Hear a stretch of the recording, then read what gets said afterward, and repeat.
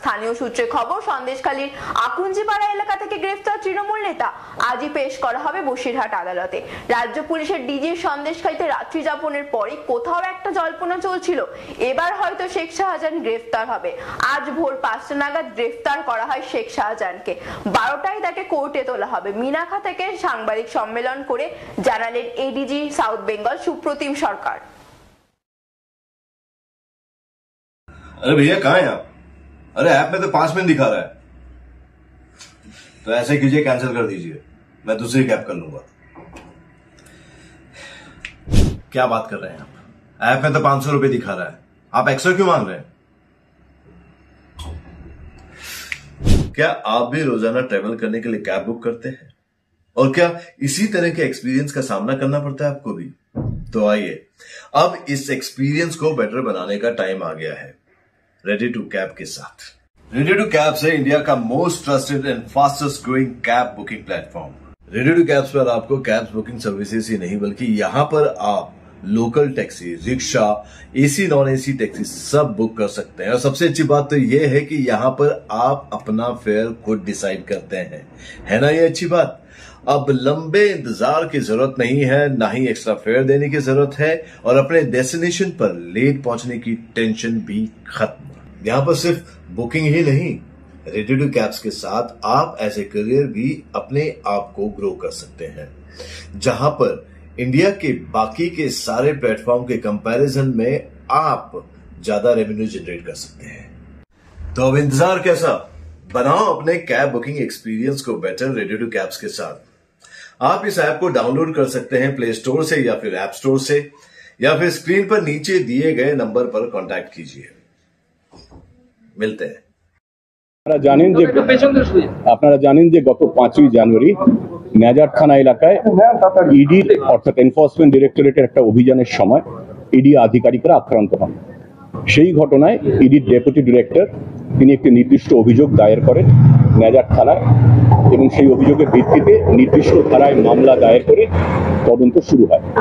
কিন্তু তদন্ত শুরু হওয়ার কিছুদিনের মধ্যেই ইডির তরফে মাননীয় উচ্চ আদালতে সেই তদন্তের উপর একটা স্থগিতাদেশ চাওয়া হয়, এবং সেই আর্জি মাননীয় উচ্চ আদালত মঞ্জুর করেন, তদন্তে স্থগিতাদেশ দেওয়া হয়।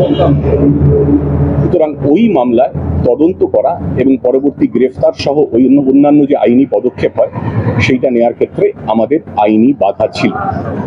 এরপর যেটা হয় ঘটনাক্রম, গত 7, 8, 9 ফেব্রুয়ারি আপনারা জানেন সন্দেশখালীতে কিছু বিচ্ছিন্ন অবাঞ্ছিত ঘটনা ঘটে।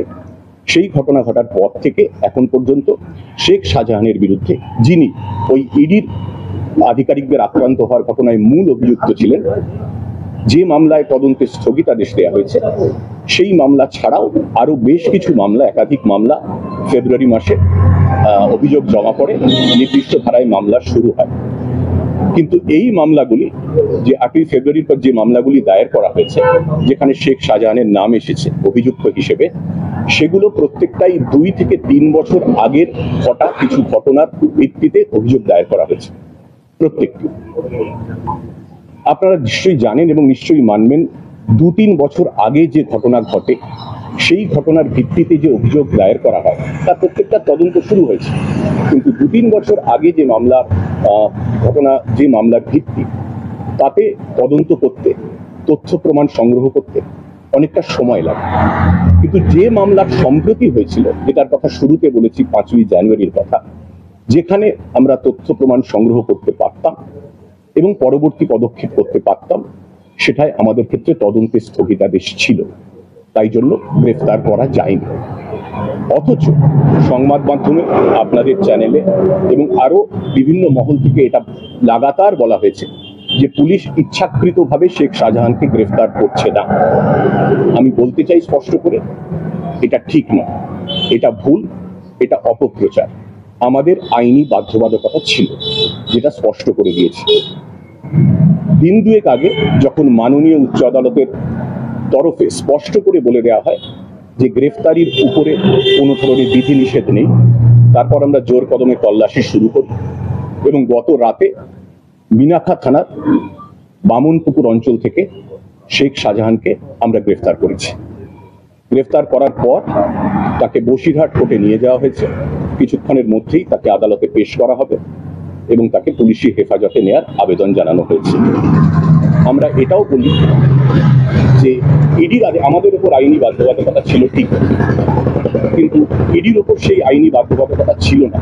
তা সত্ত্বেও তারা কেন শেখ শাহজাহানকে গ্রেফতার করতে উদ্যোগী হননি, সেই প্রশ্নটাও আমার মনে হয় একটু প্রাসঙ্গিক আছে, সেই প্রশ্নটাও ওঠা উচিত। আর দুটো বিষয় বলতে চাই। আরেকটি বিষয় নিয়ে গত একদিন ধরে বেশ বিতর্ক চলছে, সেটা হচ্ছে ন্যাজার থানার একটা এফআইআর নিয়ে, সন্দেশখালী থানার একটা এফআইআর নিয়ে। এফআইআরটা কি? দেখা যাচ্ছে অভিযোগকারী যেদিনকে অভিযোগ দায়ের করেছেন তার একদিন আগে এফআইআর স্টার্ট হয়ে গেছে। এটা নিয়ে একটা বিতর্ক তৈরি হয়েছে। আমি স্পষ্ট করে দিতে চাই, তারিখ লেখায় ভুল হয়েছে, কিন্তু প্রশ্ন হলো যে কোনো ভুল যখন হয় তখন সেটা দেখা উচিত যে ভুলটা ইচ্ছাকৃত না অনিচ্ছাকৃত।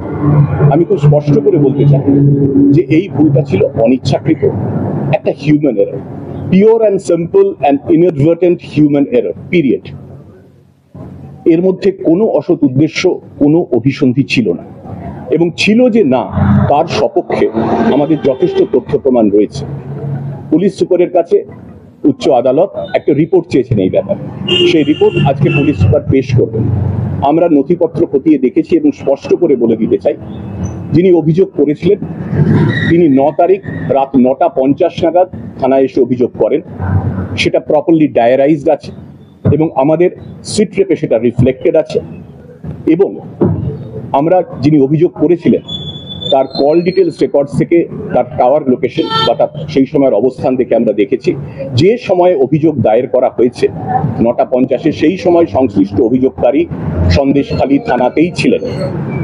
সুতরাং এই ভুলটা সম্পূর্ণ অনিচ্ছাকৃত, কোনো রকম উদ্দেশ্য ছিল না, এবং সমস্ত তথ্য প্রমাণ দিয়ে এসপি সেটা রিপোর্ট দেবেন। এই অনিচ্ছাকৃত ভুলের জন্য সংশ্লিষ্ট অফিসারদের কাছে এসপি একটি বিভাগীয় ব্যাখ্যাও চেয়েছেন। কাজ করতে আপনাদেরও ভুল হতে পারে, আমাদেরও ভুল হতে পারে। This was a mistake, but completely unintentional, inadvertent mistake. এইটা দ্বিতীয় বিষয় আমার বলার ছিল। তৃতীয় আরেকটা বলবো যে আমরা দেখতে পাচ্ছি সন্দেশখালীতে নানা রকম 144 জারি আছে, অনেকে আসছেন জনপ্রতিনিধিরা, কিন্তু তাদের মধ্যে আগেও এটা বলেছি, আরো একবার বলতে চাই যে জনপ্রতিনিধিদের কেউ কেউ পুলিশের বিরুদ্ধে বিদ্বেষমূলক, উস্কানিমূলক, প্ররোচনামূলক মন্তব্য করেছেন আপনারা জানেন, এবং এমন কিছু মন্তব্য করা হয়েছে যাতে মানুষের ধর্মীয় বিশ্বাসে, ধর্মীয় ভাবাবেগে আঘাত লাগে এবং যাতে একটা ভেদাভেদের বাতাবরণ তৈরি হয়। এটা আমাদের পক্ষে অত্যন্ত পীড়াদায়ক। কাজটা তো নিন্দনীয় বটেই, কিন্তু আমাদের পক্ষে অত্যন্ত পীড়াদায়ক। আমরা এটুকুই আশা করব যে জনপ্রতিনিধিদের একাংশ এমন মন্তব্য করা থেকে বিরত থাকবেন ভবিষ্যতে, যাতে মানুষে মানুষে ধর্মীয় ভাবাবেগ নিয়ে কোনো ধরনের বিভেদ, জাতিগত, ধার্মিক কোনো ধরনের কোনো বিভেদ তৈরি নয়, এটা আমরা আশা রাখবো। Question please. একটা কোয়েশ্চন আছে, আর ও যে এই মাঝে অ্যাবসকন্ড করেছিল, আপনারা বলছেন মিনাখা থানা থেকে অ্যারেস্ট করেছেন এরিয়া, সেখানে ও কার বাড়িতে ছিল, কিভাবে ছিল, স্টেটের বাইরে কোথাও গিয়েছিল কিনা, কার বাড়িতে ছিল, কিভাবে ছিল, কোথা থেকে অ্যারেস্ট, এটা তদন্তের বিচার্য বিষয়। আপনি জানেন, এটা আমরা এক্ষুনি রিভিল করব না। আমরা কোর্টকে জানিয়েছি। কি সেকশনে কেস হয়েছে? সেকশন তো 147, 148, 149 অনেকগুলো কেস হয়েছে, আপনারা জানেন। সেই কেসকে রেফারেন্স আমরা দিয়ে দেবো, সেটা আপনারা কোর্ট থেকে পেয়ে যাবেন।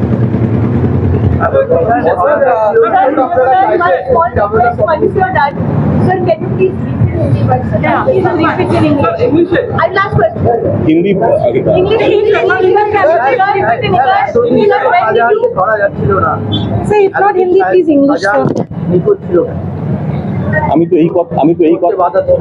আমি তো আইনি বাধার কথাই বললাম। আপনি হয়তো খুব মনোযোগ দিয়ে আমার কথা শোনেননি। আমি আইনি বাধার কথা খুব স্পষ্টভাবে বলেছি।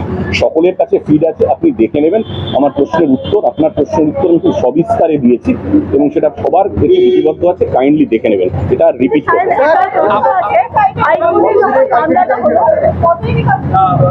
আমরা কোর্টে সেটা জানাবো। কোর্টে আমরা কি বলেছি সেটা আপনাদের বলবো। When did you arrest and under what section? Sections will find from court, but Sheikh Shahjahan, one of the principal accused in a case which happened on 5th January 2024, where ED officers were assaulted during the course of a raid they were conducting in Najat police area. We have arrested Sheikh Shahjahan yesterday night from Minaka PS area. We have forwarded Sheikh Shahjahan to the Bashirhat court. That he'll be placed before the magistrate. We'll ask for police remand and let's see how it goes. Thank you. Sir, added any 354 case added? Not in this case. In this case, the complaint did not pertain to 354 at all. Any sexual assault case against Shahjahan, sir, till now? There have been many cases. I don't remember exact nitty-gritties of all the cases. There have been many cases after 7th, 8th or 9th February. What are your But like I said, let me reiterate, all those cases which have been registered since 8th or 9th February, they pertain to incidents which had taken place 2 or 3 years back. And investigating them, gathering evidence, marshalling evidence takes time, takes a reasonable amount of time, particularly in terms of cases which had happened 2 years back. But this was a case, in the case in which he has been forwarded, it took place, as you all know, on 5th January during the course of a ED raid in Najat PS area. That's about it.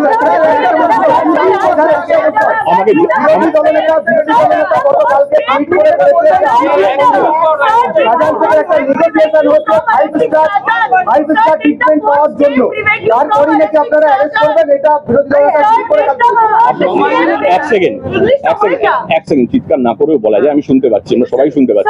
My question, look, I have work to do. I have already told in English, right? Did the court still prevent you from arresting? I mentioned as much. In English, sir. No, Sir. I mentioned as much. There was a stay. There was a stay on certain cases, and particularly in this case also, in which he has been arrested. ED had applied to the Honorable High Court seeking for a stay in investigation, and that prayer was granted by the Honorable High Court. So we had legal compulsions to arrest him in that particular case. But a couple of days back, the Honorable High Court made it amply clear that there is no bar on arrest. Following that instruction, over the last 2 days, we have been holding raids, and yesterday night, on the basis of secret source information, like I mentioned, let me reiterate, we have arrested Sheikh Shahjahan from Minaka PS area, and he has been forwarded to the court. Thank you. I